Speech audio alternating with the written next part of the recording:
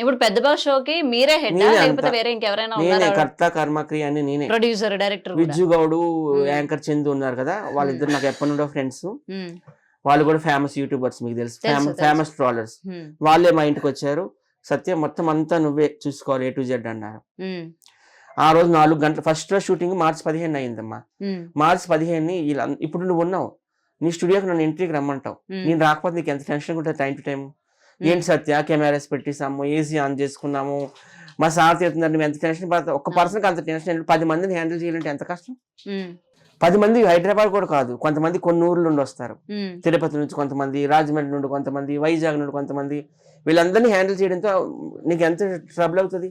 మార్చి 15 నాకు ఎంత బాగాలేదు, అందుకే అందరూ వచ్చేసారు టైం టు టైం. షూటింగ్ కూడా స్టార్ట్ అయిపోయింది. నాకు ఆ రోజు మోషన్స్, ఫీవరు, హెడేక్ అన్నీ వస్తే ఒక రూమ్ వెళ్ళి పండుకున్నా.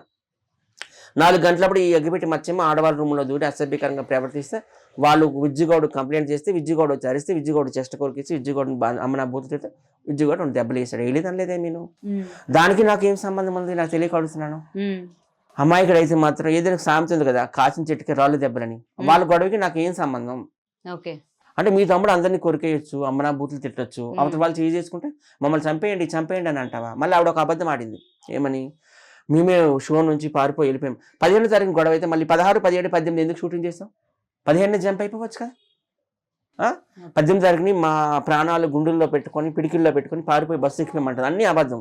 నేనే క్యాబ్ బుక్ చేసి వాళ్ళని లకడీ కప్పులు తీసుకెళ్ళి రెడ్ టికెట్స్ కూడా ఉన్నాయి నా దగ్గర. రెడ్ బస్సులు ఇద్దరికి ఎక్కించి అంతకంటే ముందు హోటల్కి తీసుకెళ్ళి కడుపు నిండా భోజనాలు పెట్టి టికెట్స్ ఉన్నాయి. నాతో పాటు విజయ్ అని మా ఫ్రెండ్ వచ్చాడు, ప్రొడ్యూసర్స్ ఉన్నారు, ఇంకేం ప్రూఫ్లు కావాలి. ఆమె అబద్ధాలు ఆడుతుంది. ఆమె ఏంటంటే మనీ మైండెడ్. అగ్గిపెట్టి మచ్చ అందరితో చెప్పాడు, ఇమ్రాన్ ఖాన్తో, తర్వాత ఎవరు మన విజ్జుగౌడ్తో, అలాగే మన యాంకర్ చందుతో, ఉప్పల బాలుతో, నాతో, మా టీం అందరితో చెప్పాడు. ఏమని, మా అక్క ఇంట్రెస్ట్ తెప్పించింది 10 రూపాయలు వడ్డీకని.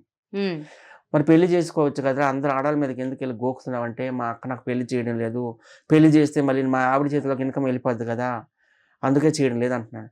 మరి నీకు ఇది బుర్ర పని చేయదు, కొట్టుకుంటున్నావు అని అలిసిపోతున్నావు, షూటింగ్ నీకు అవసరమా? నేనే చెప్పిన ఓపెన్గా, లేదు నాకు హెల్త్ బాగోలేదన్న, మా అక్క నా ప్రాణంతో ఆటలాడుతుంది, నా ఉసురు పోసుకుంటుంది, వద్దొద్దన్న కొట్టి మరీ తీసుకొస్తుందని ఆయన అందరికి పబ్లిక్లో చెప్పాడు, వీడియోలతో పాటు ఉన్నాయి మా దగ్గర. అంటే ఆ బండారం అంతా బయట పడిపోయిందని ఇప్పుడు నాకు టార్గెట్ చేసింది. తిరుపతి వెళ్ళి నా మీద విషయం కక్కింది. సచ్చి ఇదంతా ప్లాన్ చేశాడు. ఏం ప్లాన్ చేస్తాను నేను? అదేమైనా మా ఇంట్లో జరిగిన విషయమా? 50 మంది అక్కడ అంత టీము, మా ఆర్టిస్టులు, కెమెరామెన్లు, వంట మేస్టులు, ప్రొడ్యూసర్లు, డైరెక్టర్లు, పైగా యూట్యూబర్స్ కూడా వచ్చారు. ఇమ్రాన్ ఖాను, ఎవరు వేదాంత్ జాక్షను, మళ్ళీ ఎవరు విజయ్ ముదిరాజు, ఇంతమంది యూట్యూబర్స్ ఉంటే నేను ఏం ప్లాన్ వేస్తాను ఇంతమంది మధ్యలో, 25 మంది మధ్యలో. సో ఇందులోనే టోటల్ గా మీ తప్పైతే లేదా? నా ఇన్వాల్వ్మెంట్ లేదమ్మా.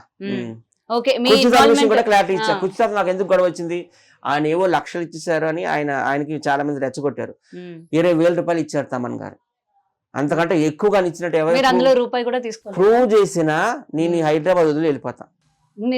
తమన్ గారు కూడా ఈ ఎంట్రీ చూసి ఉండొచ్చు. తీసుకోలేదా రూపాయి? 10,000 రూపాయలు ఆవిడ తీసుకెళ్లి పెట్టిన అమ్మ చేతిలో, ఆవిడే ఎంట్రీలో చెప్తుంది కదా. 10,000 రూపాయలు ఆయన కింద ఖర్చు పెట్టిన, ఆయన బట్టలకి, ఆయన హెల్త్ బాగోపోతే హాస్పిటల్ ట్రీట్మెంట్లకి, ఆయన తినడానికి, తాగడానికి, ట్రాన్స్పోర్టేషన్ అయింది.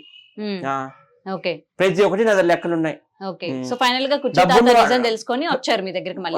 ఆయన మంచోడు ఎప్పుడు కూడాను, ఈజ్ ఆల్వేస్ గుడ్. కాకపోతే కొంతమంది రెచ్చగొట్టి మా టీమ్ లో కూడా ఉన్నాయి, అవన్నీ వస్తాయి త్వరలో. మరి అంత రెచ్చగొట్టారని తెలిసినప్పుడు మీరు కేసు పెట్టే వరకు ఎందుకు వెళ్ళారు? ఒకసారి కూర్చొని మాట్లాడితే ఆ కేసు ఎందుకు పెట్టినట్టమ్మా, మీరు బయటికి కెమెరాలు కూడా చూడొచ్చు, అద్దాలు కూడా రాళ్ళతో బద్దలు కొట్టి రాత్రి పగలు న్యూసెన్స్ చేసేసాడు. అందుకు అంతవరకు ఏదో అక్కడ ఎంట్రీలో ఏదో తిట్టుకుంటే నేను పెద్ద పట్టించుకోను, ఇంటి వరకు వచ్చి రాళ్ళు ఇసరడం అనేది అది తప్పు కదా.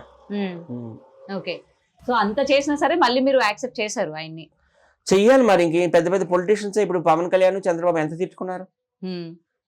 పవన్ కళ్యాణ్ ఏమన్నారు చంద్రబాబు నాయుడుకి? మా అమ్మకు వెన్నుపోటు పొడిచాడు, పార్టీ లాక్కున్నాడు, దొంగ అన్నాడా లేదా? ఇప్పుడు కలిసిపోయారు కదా ఇద్దరు, కలిసే కదా అలయన్స్ వాళ్ళని ఆదర్శంగా తీసుకుంటున్నారు. ఎక్కడైనా ఉండేది ఎక్కడ, మా టీంలో గొడవలు లేవని అనడం లేదు, నా మీద అందరు పువ్వులు వేస్తున్నారు అనడం లేదు. నువ్వు ఎప్పుడైతే ఒక పార్టీ హెడ్ అవ్వచ్చు, ఒక టీమ్ కి హెడ్ అవ్వచ్చు, నీ మీద రాళ్ళు కంపల్సరీ పడతాయి. నేను ఇప్పుడు టీమ్ కి హెడ్. ఇప్పుడు ఏంటంటే నేను స్టార్టింగ్ సోషల్ మీడియాకి వచ్చిన కొత్తలో టిక్ టాక్ వాళ్ళకి ఎవరికి ఇంటర్వ్యూస్ చేయడం రా. ఫస్ట్ ఆఫ్ ఆల్ నేను స్టూడియోలో తీసుకెళ్లి ఇంటర్వ్యూలు పెట్టించింది నేనే టిక్ టాక్ స్టార్స్ కి. మళ్ళీ ఆ తర్వాత బిగ్ బాస్ అవుతుంది నాగార్జునది. సో దానికి పోటీగా ఒక 10 మంది ఆర్టిస్టులు వదిలి పెట్టి, ఒక ఫామ్ హౌస్ లో ఒక 10 మందిని కూర్చోబెట్టి, దానికి రాకేష్ మాస్టర్ లాంటి వాళ్ళని హోస్ట్ గా పెట్టి ఒక ప్రొడ్యూసర్ పెట్టింది నేనే. ఆ సాంప్రదాయం తెచ్చింది నేనే.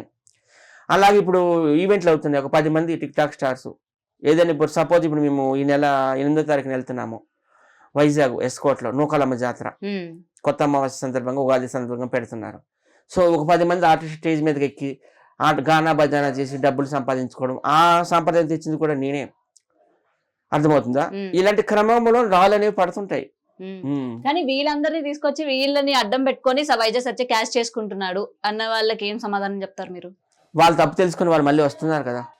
ఇక్కడ మేము చిన్నపాటి ఆర్టిస్టులము, లక్షల కోట్లు మాకు ఎవరు ఇయ్యరు, మీకు తెలిసిందే ఉంది. నువ్వు వచ్చావు ఇంటర్వ్యూకి, ₹1 కానీ తీసుకున్నానా?